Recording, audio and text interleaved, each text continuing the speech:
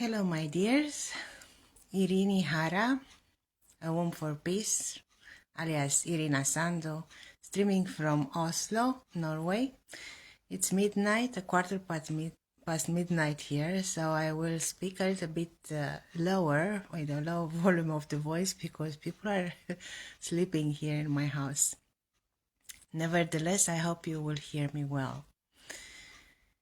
So today we speak about something that all of us who are born to carry a womb inside ourselves, in our body, and also in our emotional field, in our energy, in our psychology,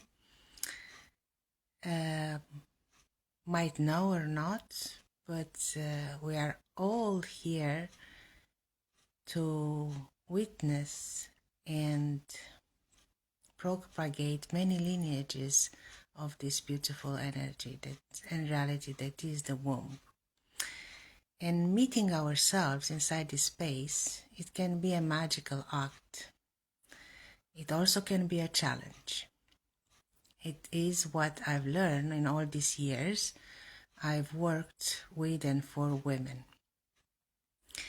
And there is this beautiful saying, the womb is not a place to store fear and pain. The womb is a place to create, to give birth to life, and remember. These two sentences are at the core of a beautiful 13-moon Munaiki ritual that has been granted as a gift to humanity by medicine women from Amazonia. And I received this ritual in a gathering, part of a retreat and a training I did in Glastonbury with a womb priestess a few years ago. And since then, I'm continuing to give it to other women because it is part of our own mission, to say like that, as women, to give it to others once we receive it. And it is true, we are not supposed to store this fear and pain and many other heavy emotions, but unfortunately this often happens. And when it happens, our life becomes burdensome. We might feel stuck, disease, illness, discomfort, conflicts appear, and we lose something very precious. We lose the inner sense of who we are. And meeting the self in this space that is supposed to be a sacred space for all of us means recovering a healthy identity and understanding truly who we are at our core, in our core essence as women and womb carriers, and also healing those patterns and beliefs or behaviors that we tend to inherit from past generations. In the work I do with women, I often use this metaphor or a symbolic image of a matryoshka doll to make them understand the concept of a womb inside a womb inside a womb, also as the way trauma and pain propagates through generations. Because indeed, epigenetic studies and trauma research showed that for us women, the traumatic experiences of our ancestors are transmitted mainly through the mitochondrial DNA. Mitochondria are part of every cell in our body. They are the enzymes that produce the energy that enable us to have a metabolism and to function in our life. And this DNA is transmitted through matrilineage, to the lineage of women from the side of our mother.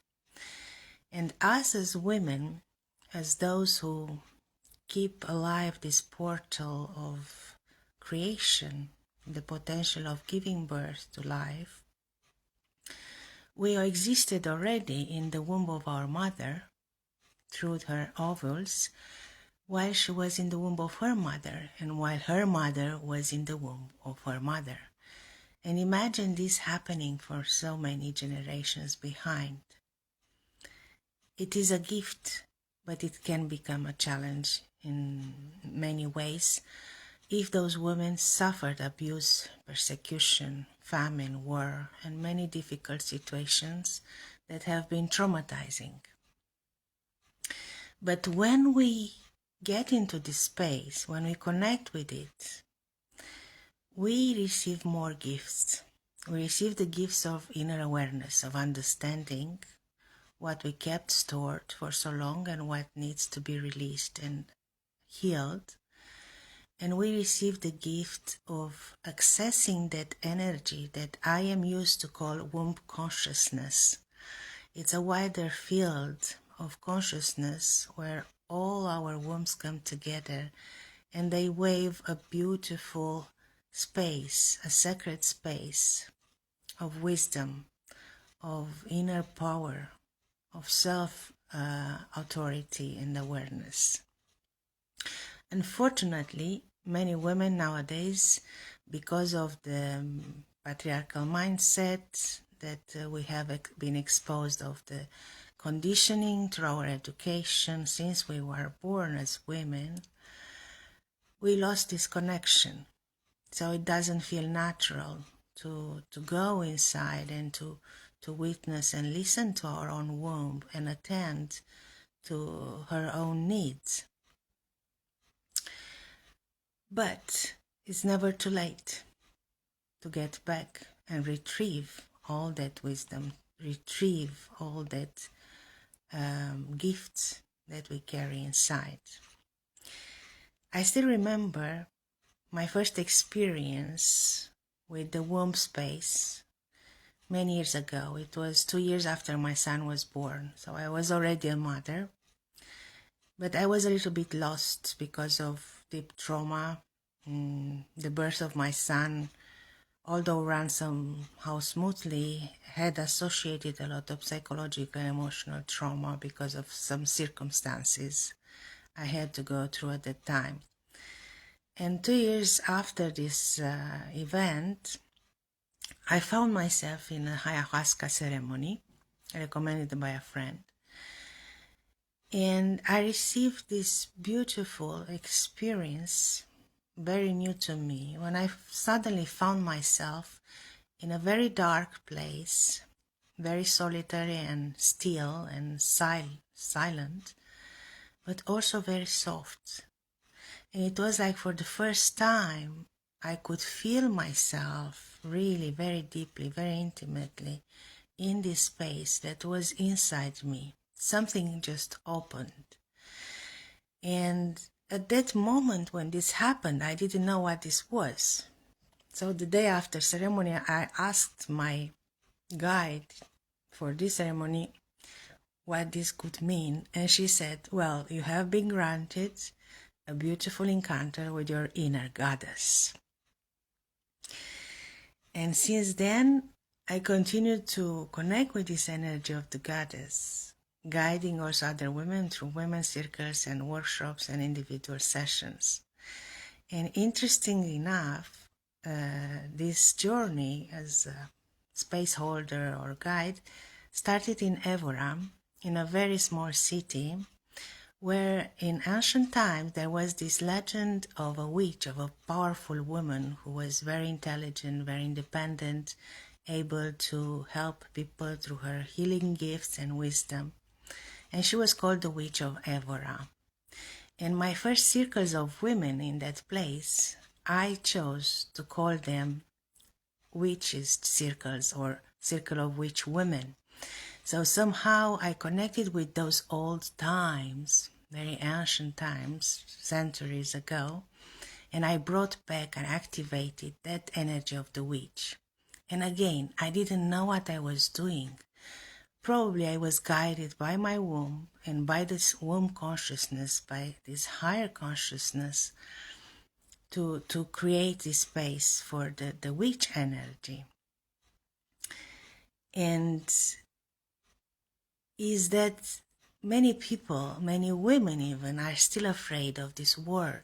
But being a witch is natural for a woman, especially when she is connecting deeply with this cauldron of wisdom that is her womb.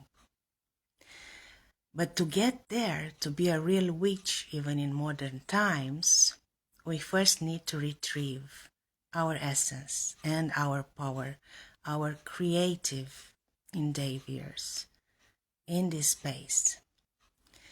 And for me, this started again because it was another process or series of processes in 2017 after I moved to Norway.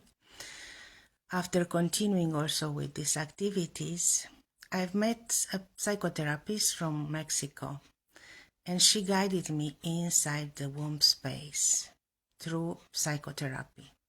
Later on, I also studied family constellation, art therapy, and a specific method of trauma therapy, identity-oriented psychotrauma therapy. And all these trainings helped me to go even deeper inside my womb. Is when I started to understand that most of those heavy emotions or difficult patterns that I was carrying with me, they were coming from the womb. First from my ancestral lineage, but also from the experiences I had from conception up to birth and in the first years of life. Is when all these memories of trauma and wounding are created and they are kept in the body, and they called implicit memories, and we often don't remember them, but the body remembers, keeps them in a dormant state, and when the trigger appears or a difficult situation manifests, they can come up. And therefore, the womb holds all these clues and keys for activating and recreating ourselves all over again, as it has an alchemical ability to transform all the pain, the shame, the anger, all these heavy imprints we received even from the womb and before, to transform them in gifts, to transform them in wholeness, in happiness, in abundance, in creative projects, ideas, and also fulfilling relationships. It is a long road, a journey that never ends, but once started, I can assure you that can bring a lot of rewards. Not always all these feelings of being challenged and having to return to this source of pain, because the pain is always there, but what we do with it makes all difference. How we transform it, how we can recover it in a different dimension. And I often speak about this journey also as a journey into the labyrinth.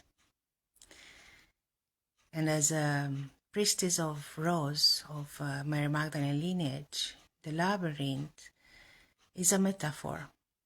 Of course, we can make reference to the mythological labyrinth with the Minotaur from the Cretan palace in Minoan times in Crete. But this labyrinth is the only way, is the only path that can assure us a way out of this pain or shame or anger and grief that we carry. Because the Minotaur are our fierce shadows, all the traumas buried inside our womb, and they live in the darkness. But when we bring the spark from our heart, we are able to illuminate the darkness, and then the Minotaur becomes a friend. We don't fear it so much anymore, and we transform. We get reborn as a phoenix bird from the ashes of this wounding and traumas from the past. This has been my journey too, and as I said, there are always challenges, but when you keep the connection inside this cauldron, inside the womb, through the heart, everything is possible, and nothing seems so difficult and so insurmountable. We recreate ourselves. We meet ourselves on deeper layers in all the dimensions of the self inside this space. And I will end saying that There is a prophecy from Hopi civilization saying that when 1,000 women will gather and will gift their menstrual blood to the earth, men will return from war and peace will be bestowed on earth. This is another metaphor because, of course, it might seem somehow curious why we should bleed on earth. Bleeding on earth is a ritual. It is a sacred remembering that we are all daughters of this Mother Earth, and she holds and she nourishes us all. And when we reconnect with her womb, with the womb of Gaia, we become again her daughters, but we become so powerful that men remember who they are at their core too, and they heal, so no war is necessary anymore. And let's hope that by meeting ourselves with every process, with every practice that we can share inside our womb, we can contribute also to healing this world around us. We heal one womb at a time. And if you are curious also about other concepts and practices that can nourish you and that can make you live your womb essence as a goddess, I already launched today a new training in 4 modules on the school platform I have, Tales from the Womb. I will place the link in this post in case you are curious to know more. I'm here to guide or to support you if you feel you want to embody the inner goddess inside this sacred space, a very intimate space. Thank you for watching. I hope you heard everything I said because I was trying to speak low to not disturb people in the house. And I wish you all a beautiful summit ahead, and I'm looking forward to see other inspiring talks. See you.